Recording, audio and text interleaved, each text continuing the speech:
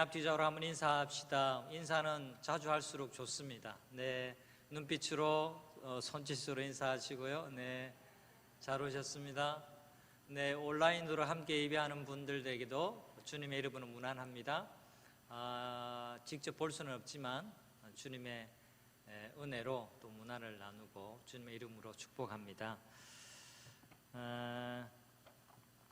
마가복음에서 첫 구절 이제는 외우시겠죠? 보지 않고 한번 해봅시다. 시작. 하나님의 아들 예수 그리스도의 복음의 시작이라. 와우. 네. 연습하고 오셨어요? 너무너무 잘하셨습니다. 1절은 그렇고요. 1절과 15절. 자, 15절 다시 한번 읽겠습니다. 시작. 이르시되 때가 찼고 하나님의 나라가 가까이 왔으니 회개하고 복음을 믿으라 하시더라. 네. 마가복음 1장 1절은요 마가가 기록한 첫 문장이었어요. 시작이다 이렇게 시작했죠. 아르케라고 제가 말씀을 드렸죠. 네. 우리는 하나님의 아들 예수 그리스도 이게 첫 단어지만 원어에 보면 아르케 시작 이렇게 시작을 한다는 것. 이게 마가복음의 저자 마가의 첫 문장이었어요. 그리고 마가복음서에 등장하는 예수님의 첫 일성, 예수님의 첫 음성이 뭐냐니까 오늘 읽은 마가복음 1장 15절 말씀이에요. 이르시되라는 말이 처음 나왔어요. 이르시되 구분하시죠. 이르되는 예수님 아닌 제자들이 다른 사람이 할 때는 이르되라고 하고요. 이르시되는 경어예요. 그러니까 이르시 첫 이르시되 뭐라고 예수님 첫 말씀을 하셨냐 하니까 때가 찼고 하나님의 나라가 가까웠으니 회개하고 복음을 믿으라. 한번 따라해 주세요. 회개하고 복음을 믿으라. 네. 앞부분은 좀 기니까 우리 좀 짧게 봅시다. 회개하고 복음을 믿으라. 이게 예수님의 첫 마디 말씀이에요. 자, 오리지널, 그러니까 그때 이 의미가 무엇인지를 되짚어 보는 게 굉장히 중요한데요. 마가복음이 쓰일 당시에 복음, 자, 복음 1장에 중요한 단어가 복음이거든요. 볶음 말고 복음, 복음이 굉장히 중요한 단어인데요. 마가복음이 쓰일 당시에 자 생각해 보세요. 전에부터 생각해 보셨는지 모르겠지만 이 복음이라는 단어가 없다가 갑자기 생겨난 신조어일까요? 아니면 이 복음이 그 당시에 통용되던 언어 단어였을까요? 대답은 제껴놓고 이거 한 번도 생각해 보신 적 있어요? 생각을 별로 안 해보셨을 것 같아요. 근데 이제 생각을 해보자고요. 없던 말을 지어 내면 사람들이 알아들을까요?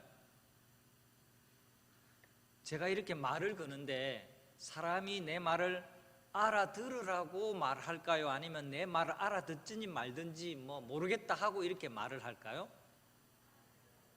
알아들으라고 말을 하고 알아들을 수 있는 말로 하는 거예요. 제가 막 방언으로 하면 그죠? 우리 성은 자매가 못 알아들을 거예요. 자, 복음이라는 단어는 그 당시 2000년 전에 신조어, 교회 안의 용어가 아니었어요. 그 당시에 사람들 사이에 통용이 되던 어떤 단어였음이 분명합니다. 복음을 가리켜서 여러분 이제 자막을 한번 보실까요? 유앙겔리온이라고 하는데요. 복음, 유앙겔리온이라고 그래요. 이 복음이란 말이 유앙겔리온인데 이 유앙겔리온은 앙겔로스라는 말하고 이 앙겔로스는 소식을 전한다라는 뜻이고요. 그 다음에 유라고 하는 기쁨을 뜻하는 접두어. 자, 다시 말하면 기쁨, 소식 전한다. 이 의미가 더해진 단어가 앙겔로스인데 두 단어가 합쳐져서 유앙겔리온, 봄이라는 말이 이제 만들어진 거죠. 원래는 종교 용어가 아니었습니다. 아니 그러면 종교 용어가 아니었으면 어떤 용어예요? 자, 이럴 때 사용됐습니다. 로마 황제가요, 세계를 다스리던 당시에 황제가 전령에게 어떤 메시지를 줍니다. 요즘에야 뭐 이메일로 아니면 뭐 전통으로, 전화로, 영상 메시지로 쫙 하면 다 전파가 되지만, 그 당시에는 이 황제의 칙령도 전령, 말 타고 오죠. 그 당시에 제일 빠른 게 말이었으니까 말 타고 황제의 칙령을 기록한 그 문서를 가지고 전령이 막 말을 타고 달리고 갑니다. 옛날에 제국이 다스린 땅이 얼마나 넓었어요. 그러니까 이 황제가 전하는 이 전통, 이 전령 메시지를 가지고 스페인이든지 팔레스타인이든지 가서 전령이 쫙 펼치고 자, 복음이요 라고 하면 사람들이 몰려들었어요. 이해되십니까? 황제가 전하는 메시지, 이걸 가리켜서 유앙겔리온이라고 말했습니다. 유앙겔리온이 뭐라고요? 기쁨이라는 유하고 소식을 전하다라는 앙겔로스가 됐어요. 자, 그러니까 황제가 지금 소식을 전하노라라고 할 때 유앙겔리온이라는 말이 그 당시에 쓰여졌단 말이에요. 그래서 사람들이 기다립니다.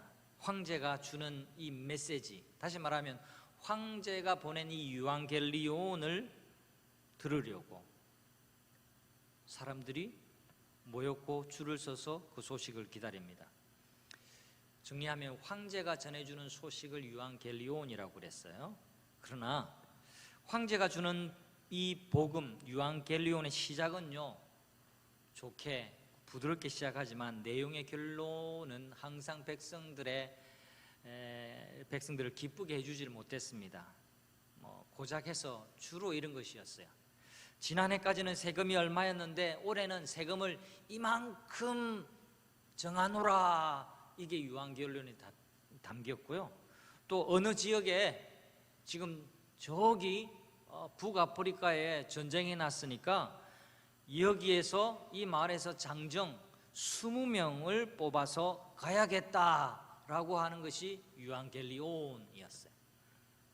그러니까 주로 세금과 징집에 관련된 것이어서 황제가 전하는 복음의 대부분은 실망스러운 것이었어요.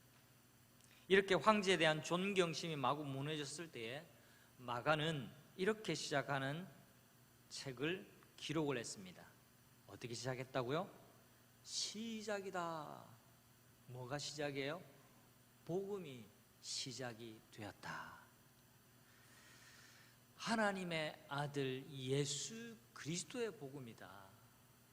그 복음이 시작되었다라고 첫 문장에 기록을 하고 있습니다.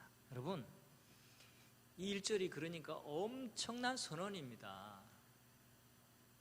황제가 쓰는 유앙겔리온을 지금 마가라고 하는 이 이름 없는 저자가 마가복음 최초의 복음서를 기록하고 있습니다.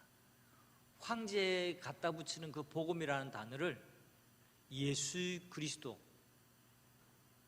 그분께 갖다 붙여서 첫 문장을 이렇게 이야기하고 있는 겁니다. 예수님이 복음이라는 게 황제가 전하는 것이 복음이 아니라 진짜 복음을 전하실 수 있는 분은 누구시라고요? 예수님이 진짜 복음을 전하신다라는 선언입니다. 자, 그리고 오늘 15절 다시 주목해 보세요. 마가복음에서 처음 들리는 예수님의 음성은 바로 이것입니다. 때가 찼고 하나님 나라가 가까웠으니 회개하고 복음을 믿으라. 한 번 더 따라합니다. 회개하고 복음을 믿으라. 네, 오늘은 처음 구절인 복음, 또 예수님의 처음 음성인 복음에 대해서 생각해 보고자 합니다. 오늘날 우리는요, 복음이 많이 희석된 시대를 살아가고 있어요. 복음이 선명하기보다 뭔가 흐릿해요. 여러분, 지금 제가 선명하게 보이시나요? 제가 안에 입은 옷이 하얀색이라는 게 선명하게 보이세요? 근데 여러분 가운데 희끄무리하게 저게 흰색인지 회색인지 분홍색인지 막 그렇게 보인다면 여러분 안과 가셔야 돼요. 근데 우리가 살아가고 있는 지금 이 시대에는요, 복음이 선명하지 않아요. 무엇이 복음인지 뚜렷하지 않아요. 신자라고 하기는 하는데요, 제대로 된 신자가 아닌 사람을 땡땡땡 신자라고 옛날에 많이 우리가 말했어요. 괄호 안에 들어갈 땡땡땡이 뭘까요? 예? 나이롱. 네. 아시네요. 저는 저만 아는 줄 알았는데 다들 알고 계시네요. 네, 그냥 바깥에서도 우리끼리도 나이롱 신자라고 그렇게 말했습니다. 근데 왜 해필 나이롱 신자일까요? 이유를 캐물어야 돼요. 항상 그냥 받아들이지 마시고 why를 갖다 붙이세요. 나일론의 특성이 거기에 포함되어 있기 때문에 그래요. 나일론은요, 우리 여성분들 스타킹이 주로 나일론이죠. 네, 스타킹 잘 늘어나요. 우리 얼굴도 뒤집어 쓰면 뭐 강도도 막 얼굴도 뒤집어 쓰기도 하고 막 뭐든지 다 담기기도 하고 이 신축성이 많으니까. 그러니까 그냥 보기에는 이렇게 쫙 가는데 코끼리 다리도 들어갈 것 같아요. 그러니까 물과 석탄과 공기의 혼합물이 나일론 소재거든요. 그러니까 순수하지 않다라는 거죠. 합성 섬유이기 때문에 뭔가 이렇게 순백하지 않다라는 거죠. 순수하지 않다라는 거죠. 그래서 빗대어서 그냥 나일론 신자다 그렇게 말하는 거죠. 그리고 마가복음은요, 로마 황제의 가짜 복음, 거짓 복음, 실망을 주는 복음이 아니라 하늘의 복음, 하나님 나라의 복음, 예수 그리스도의 복음이 무엇인지를 선포합니다. 그래서요, 이 마가복음은 성경 말씀은 어마어마한 선언이에요. 그냥 우리가 맹송맹송하게 읽어야 되는 게 아니라 이 메시지를 들었던 최초의 청취자들, 최초의 수신자들, 이 복음의 메시지를 들었던 그 백성들의 입장으로 되돌아가 보면 이 선언은 실로 어마어마한 선언입니다. 그러면 마가가 전한 복음, 예수님이 선포하신 복음이 무엇일까요? 오늘 두 가지를 여러분 복음의 특성을 말씀을 드리고자 합니다. 첫 번째는 복음은 회개하고 믿는 것입니다. 화면을 띄워주시면 감사하겠습니다. 네, 읽어보겠습니다. 복음은 회개하고 믿는 것이다. 15절 다시 보세요. 때가 찼고 하나님의 나라가 가까웠으니 회개하고 복음을 믿으라. 복음 앞에 회개하라는 말씀이 있어요. 여러분 곰곰이 생각해 보십시오. 회개한 사람은요, 삶이 달라지고 있습니다. 아니 반드시 삶에 열매가 나타나게 되어 있습니다. 여러분, 오늘날에는 우리는 값싼 은혜, 값싼 복음을 말하고 있는 것이 아닌가 하는 생각을 해봅니다. 여러분, 독일의 본 회퍼라는 목사님, 옥중에서 순교한 분이 계신데요, 히틀러와 맞싸우다가 이 본 회퍼 목사님은 값싼 은혜라는 책에서 이렇게 이야기했습니다. 잘 들어보십시오. 값싼 은혜는 회개 없이도 죄를 용서하는 설교요, 공동체 훈련도 없이 베푸는 세례요, 죄의 고백도 없이 참여하는 성만찬이요, 인격적인 참회 없는 면죄의 확인입니다. 순종 없는 은혜, 십자가 없는 은혜, 살아계시고 인간이 되신 예수 그리스도가 없는 은혜, 이것이 값싼 은혜입니다. 싸구려 은혜입니다. 싸구려 복음입니다. 이렇게 말했습니다. 여러분, 오늘날의 교회는요, 회개 안 하고 예수님을 믿는 그런 신자를 많이 양산해 내고 있는 것은 아닌지 진지하게 생각해 보아야만 합니다. 여러분, 예수님의 일성에 주목해 보십시오. 회개하고 복음을 믿으라. 좋은 게 아니에요. 예수님 분명히 말씀하십니다. 회개하라. 회개하고 복음을 믿으라. 그렇게 말씀을 합니다. 우리 모두는 이런 질문에 맞닥뜨리게 됩니다. 그러면 나는 회개하고 예수님을 믿고 있는가? 이런 질문을 해야 돼요. 여러분, 회개를 한번 생각해 봅시다. 회개는 문자 그대로요, 뉘우칠 회자에다가 고칠 개자를 회개라고 그럽니다.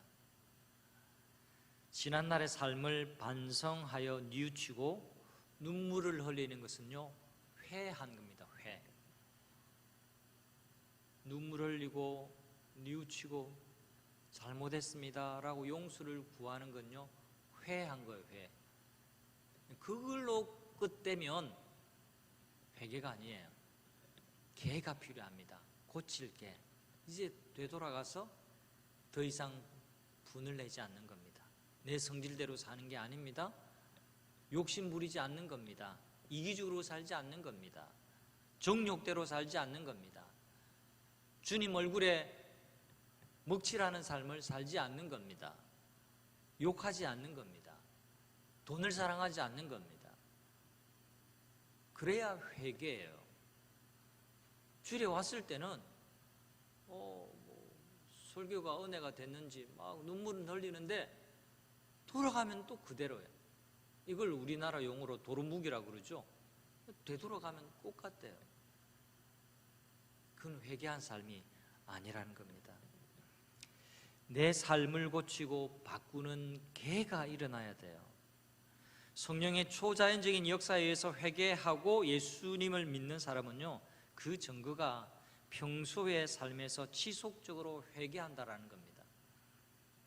이렇게 회개하고 예수님을 믿는 사람은요, 변화되어라 할 필요가 없습니다. 왜요? 늘 회개하니까. 하나님과 교제를 지속적으로 가집니다. 여러분 어떠세요? 예수님 믿으세요?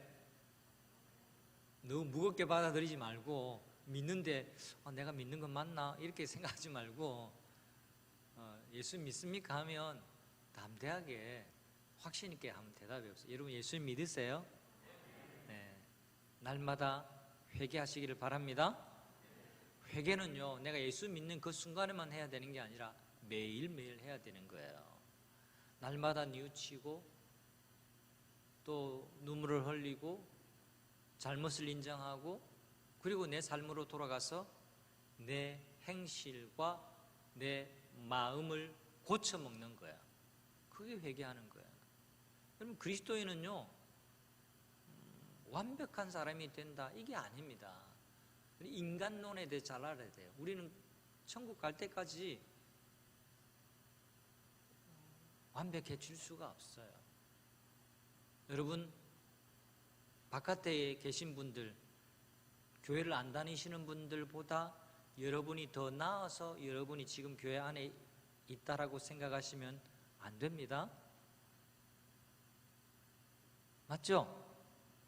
그런데 마음으로는 맞다 하는데 은연중에 자꾸 우리가 내가 그래도 괜찮으니까 하나님 내가 믿고 살지, 이렇게 자꾸 생각이 그쪽으로 기울어요. 네. 바깥에 계신 분이나 우리나 크게 다른 게 없어요. 다만 우리가 하나님의 은혜로 부름을 받은 것이고, 내가 죄인인 것을 인정하고 회개했다, 그 차이입니다. 그리고 내 마음의 삶의 중심에 주인을 바꾸었다, 그것입니다. 여러분, 요즘 난 회개할 것이 별로 없다라고 생각하고 있는 나 자신은 아닌지 한번 자문해 보시기를 바랍니다. 나는 요즘 회개할 게 없어. 만약에 여러분 마음의 상태가 그렇다고 한다면 복음의 길에서 많이 벗어났습니다. 여러분, 죄 궤도로 돌아가야 됩니다. 날마다 회개해야 됩니다. 날마다 회개하고 복음을 믿어야만 합니다. 이 한 주간도 날마다 회개하고 복음이신 예수 그리스도를 믿는 풍성한 삶, 은혜로운 삶, 기쁨이 넘치는 삶을 이어가는 여러분 되시기를 축원합니다. 네, 복음은 거저 받는 거지만요, 복음은 회개하고 믿는 겁니다. 회개하고. 그래서 회개를 너무 특별 행사로 생각하지 말고요, 회개를 일반 행사로 생각하세요. 오늘도 회개하는 거예요. 회개하는 거예요. 회개하고 하나님 용서해 주세요. 또 고치겠습니다. 내 마음이 이렇게 꼬였네요, 주님. 내 안에 죄성이 또 이렇게 일어나는군요. 주님, 죄송해요. 내가 저 형제를 자매를 미워하지 않겠습니다. 하나님, 또 내가 저 사람에게 실족하지 않겠습니다. 하나님, 용서해 주세요 하고 고치는 거예요. 뉘우치고 고치는 거예요. 또 한 가지 더, 복음은 하나님의 나라입니다. 네, 한번 같이 해볼까요? 시작. 복음은 하나님의 나라이다. 여러분, 하나님 나라의 복음이 무엇인가? 여러분, 자, 이제 성경 전체를 한번 생각해 보겠습니다. 복음은 어떤 한 구석탱이에 있는 어떤 작은 개념이 아니라 복음은 하나님 나라 전체를 이야기해 줍니다. 그러니까 복음을 비춰주면 하나님 나라가 보이고요, 하나님 나라를 설명하려면 복음을 설명하지 않을 수가 없는 거예요. 여러분, 창세기 1장 2장을 보면 인간은 모든 관계가 온전한 세상에서 살도록 창조가 되었습니다. 하나님과 아담 첫사람 온전한 관계, 하나님과 영적으로 교통하는 관계, 순종하는 관계, 하나님이 왕이시고 다스리심을 받는 관계, 그리고 만물과의 관계는 하나님의 대리 통치자로서 하나님의 능력과 권능을 반영하는 삶, 그래서 이름도 짓고 그리고 다스리게 되었습니다. 그리고 그 안에서 생육하고 번성하게 되었습니다. 어디에서? 에덴 동산에서. 또 하나님이 최초로 주례해 주신 결혼 관계 속에서도 내 뼈 중에 뼈요, 내 살 중에 살이다. 이 말은 구분이 안 된다. 네가 나고 내가 너다, 이 말이죠. 여러분, 세상에 그보다 완벽한 관계가 어디 있습니까? 그보다 완벽한 교제가 어디 있습니까? 이렇게 온전하고 퍼펙트한 관계 속에서 행복하게 살도록 창조가 되었습니다. 무엇보다도 하나님이 왕이셨기 때문에 인간은 심리적으로나 사회적으로나 완벽한 관계를 누렸습니다. 이 모든 자연 만물과의 관계, 이웃과의 관계, 아내와의 관계, 그리고 동식물과의 관계, 또 하나님과의 관계, 이 모든 관계의 중심축은 다른 게 아니에요. 하나님이 왕이시고 하나님이 통치하신다, 하나님이 다스리신다라는 관계의 기준점이 딱 서 있으니까 모든 게 질서가 잡혔습니다. 하지만 선악과를 먹으면서 이 관계는 순식간에 다 파괴되고 말았습니다. 여러분, 선악과를 먹었다라는 말은 하나님이 왕이 아니라 내가 스스로 왕이 된다, 내가 그 하나님의 자리에 앉았다라는 것을 말하는 거죠. 그래서 그 이후에 인간은 모두가 다 자기 중심의 길로 걸어가게 되었습니다. 모든 관계가 자기 중심적으로 바뀌고 말았습니다.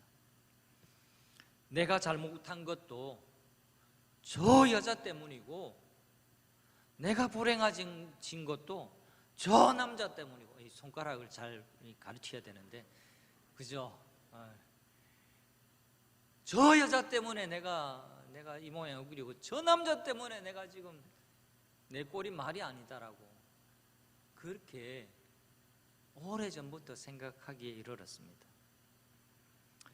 여러분, 자기 중심주의보다 우리를 더 불행하는 것도 없어요.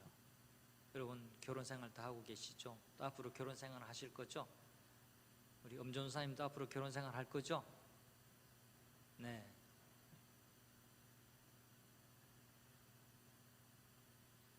조심해야 할 건 나 중심주의.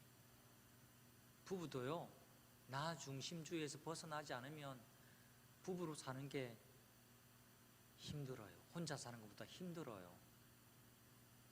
맞을까요? 틀릴까요? 맞아요. 제가 살아보니까 알겠어요. 제가 결혼할 때만 해도 이런 농담이 막 파다했습니다. 신혼, 하하. 한 사람은 신나고 한 사람은 혼나고 그게 신혼이라고. 주로 누가 신날까요? 주로 이 농담 하는 게 남자들이에요. 이제 결혼해서 이제 자기는 이제 밥도 안 짓고 밥 얻어 먹을 수 있으니까 신나고 뭐 결혼하니까 뭐 좋다 뭐. 근데 진짜 이건 제가 회개하는 겁니다. 반성하는 거예요. 제가 결혼 초기 때는요, 진짜 성경적으로 못 살았던 것 같아요. 물론 껍데기, 명분은요, 제가 뭐 전도사고 목사니까 거룩한 일을 하는 사람이잖아요. 그런데요, 그 껍데기 때문에 진짜 의미 있는 부부 생활, 진짜 성경이 가르치는 부부 생활 잘 못했어요. 죄송합니다. 네. 그래서 결혼 생활 하면서 또 제 신앙이 자라면서 저도 많이 바뀌어졌어요. 물론 지금도 완벽한 남편은 아니지만요, 그것만큼은 알아요. 아, 결혼 생활 최대의 적은 자기 중심주의구나. 같이 사는데 나 중심으로 살려고 하면요, 부조화스럽고 굉장히 불편해집니다. 그런데 진짜 결혼 생활을 잘하려면 나 중심주의에서 벗어나야 돼요. 아, 나 중심으로 가정이 돌아가서는 안 된다라는 것을 깨달아야 돼요. 근데 안타까운 것은요, 이거 죽을 때쯤 깨달아요.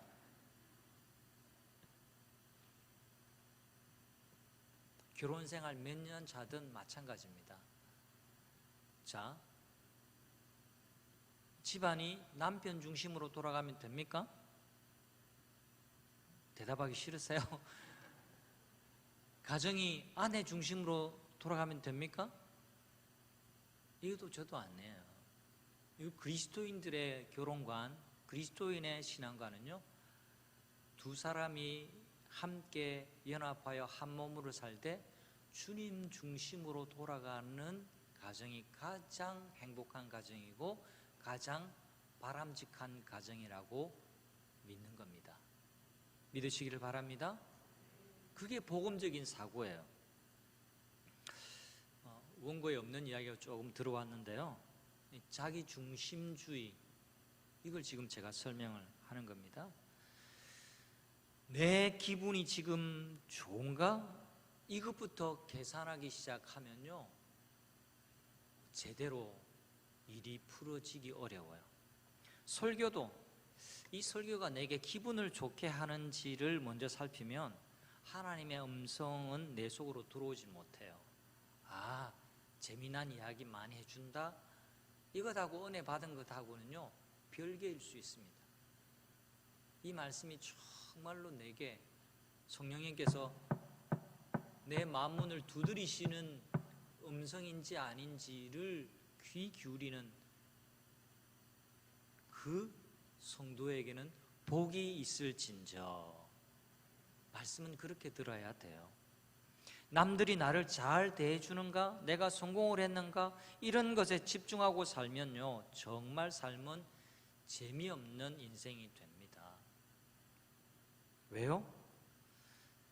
분쟁과 전쟁이 왜 일어나는가? 왜 사는 게 삭막해지고 팍팍해지는가? 우리 인생에 있어서 자기 중심주의보다 더 파괴적인 것도 없습니다. 자국민 우선주의, 국가 이기주의, 여러분 이건 개인의 중심주의가 확대된 것에 불과하죠. 우리 인류는 서로 돕고 살아야 돼요.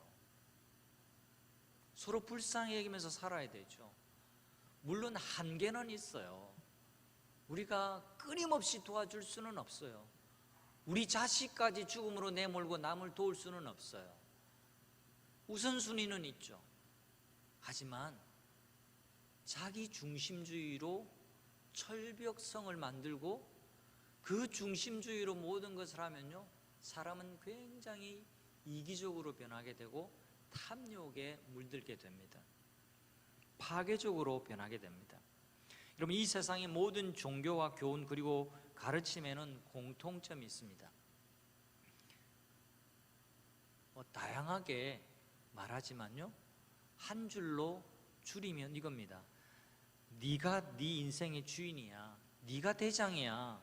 네가 내 인생 책임져야 해. 이게 이 세상의 가르침이고 이 세상의 많은 종교와 교훈의 핵심 교리이기도 합니다. 그런데 우리 주님께서는요, 다르게 말씀하세요. 그래서 복음이 독특한 겁니다. 그래서 이 복음이 예수 그리스도 그분 자체가 복음이에요. 복음은 이렇게 우리에게 가르칩니다. 너는 왕이 될 수 없어. 내가 왕이 된 게 그게 문제야. 세상의 가르침과 정반대죠. 세상의 가르침은 네가 왕이 돼야 돼. 네가 왕이 못 되니까 그런 거잖아. 기죽지 마. 막 마음껏 휘둘러. 네 중심적으로 살아야 돼. 그렇게 말하지만 복음은 다르게 말합니다. 네가 왕된 그것 때문에 이 모든 문제가 발생되는 거야. 네가 왕이 되어서 살면 안 돼. 안 돼. 라고 하는 것이 복음의 가르침입니다. 네가 가정에서 왕이 되었는데 그 자리에서 네가 내려와야 돼. 그걸 내려놓아야 돼. 네가 내 인생에서 주인이 된 그게 바로 문제야. 내가 힘들어하는 이유도 바로 다른 게 아니야. 바로 그게 문제야. 이게 복음이 우리에게 가르쳐주는 메시지입니다. 성도 여러분, 복음의 내용은 다른 게 아닙니다. 하나님 나라입니다. 하나님 나라, 이 나라의 주인이 누구시라고요? 이 말 속에 답이 있는 거죠. 하나님의 나라입니다. 이 나라의 주인이 누구시라고요? 이 나라를 누가 통치하신다고요? 이 나라의 왕이 누구시라고요? 하나님. 우리가 그걸 고백하고 믿고 순종하고 살면 우리는 마음 편한 거예요.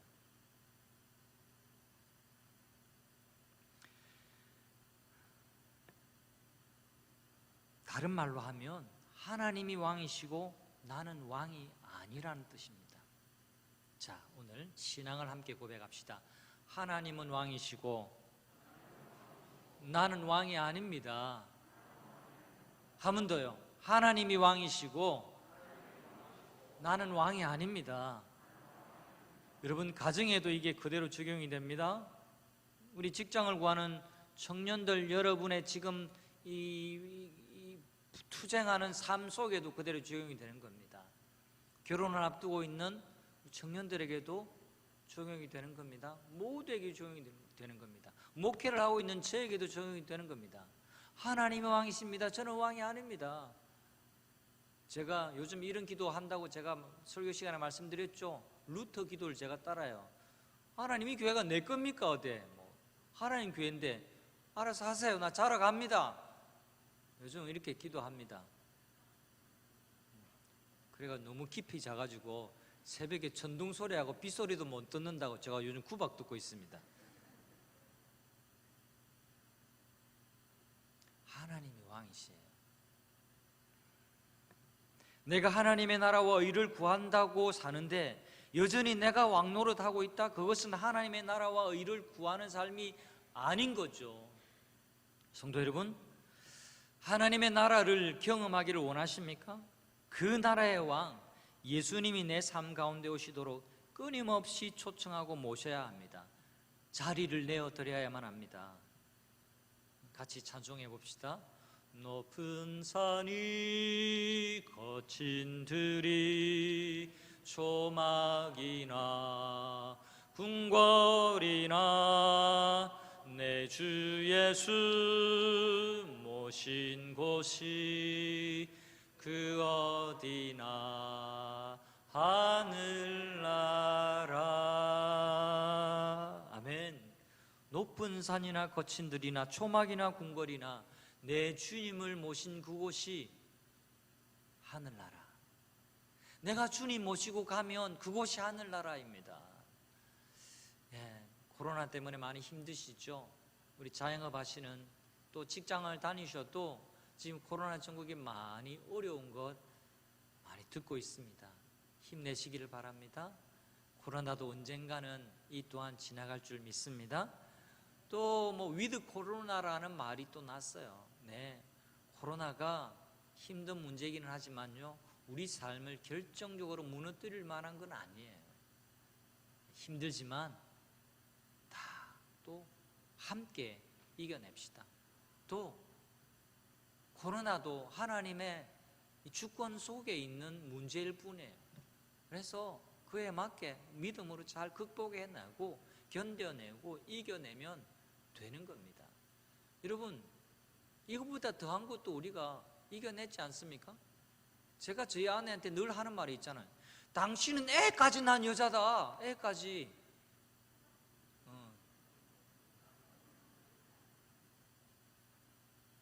무슨 말인지 모르십니까?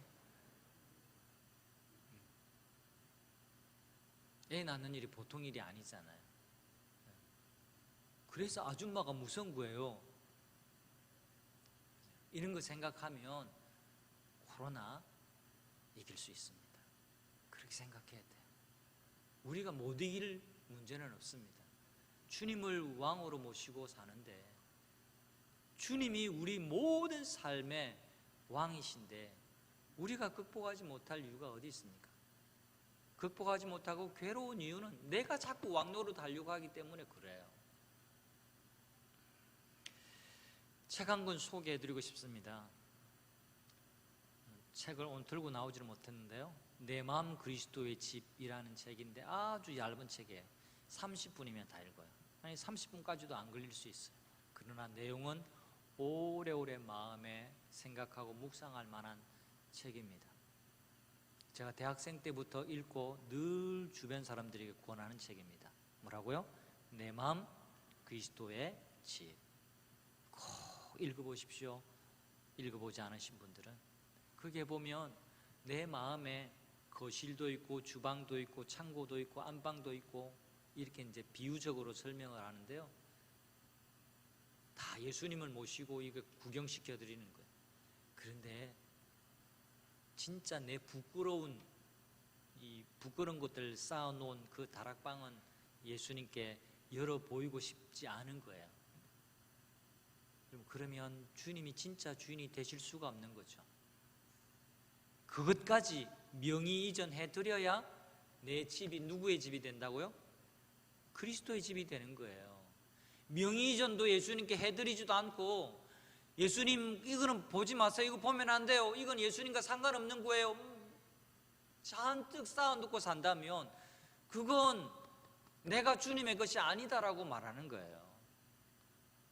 그러지 않기를 축원합니다.